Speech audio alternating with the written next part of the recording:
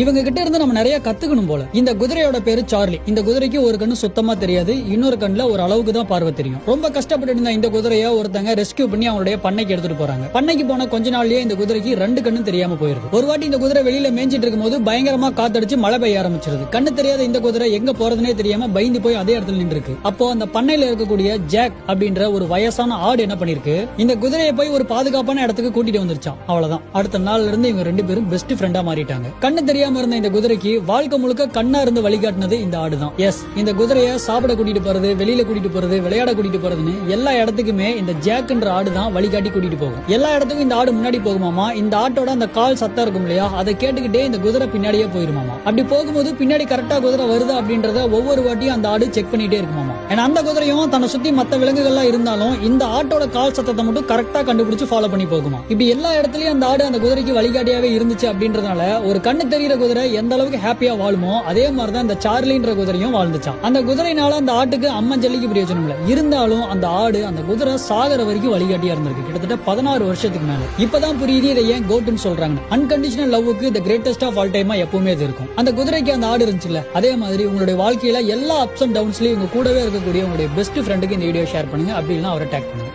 நன்றி, நமக்கு.